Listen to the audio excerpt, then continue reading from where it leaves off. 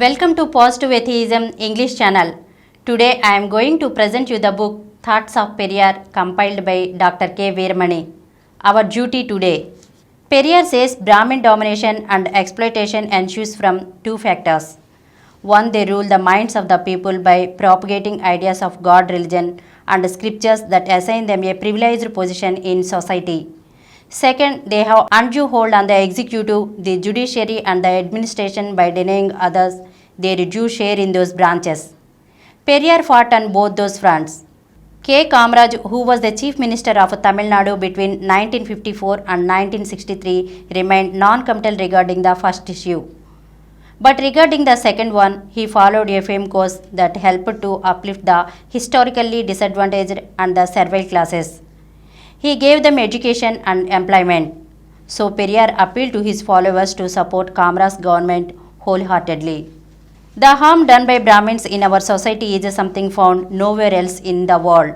The harm arises out of one's birth in a caste. The pain and suffering the Tamil society undergoes is like that of a consumptive being affected in addition by leprosy and cancer. The suffering we undergo is due to our allowing the British rulers to quit the country without making proper arrangements. In this so-called independent land, we do not have the life that we had when we were not free. Let me give you a suitable example to explain the difference between the free life under the British rule and the nature of life under the Brahmin rule.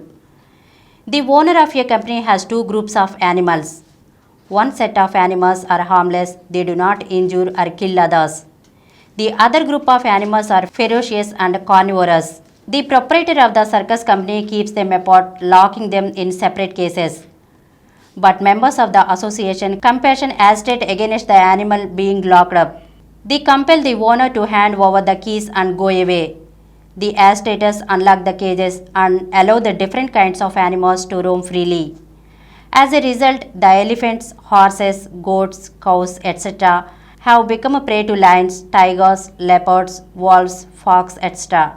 The welfare that we experienced as subjugated citizens of the alien rulers could not be experienced now as free citizens under the Brahmin rule. We still remain servile subjects.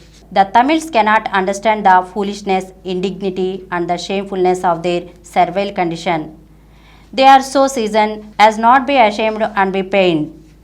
Being so conditioned, they think living by grabbing the crumbs thrown away makes life more comfortable than living by their own labor as dignified citizens.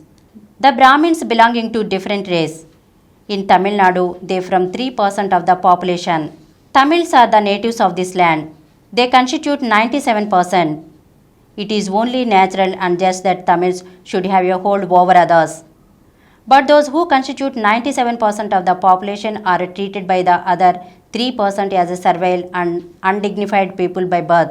That too for several centuries together. What is the reason? They are caught in the coils of the very small minority's cunning device and consider many among their own people as of low birth and treat them as such. Thank you.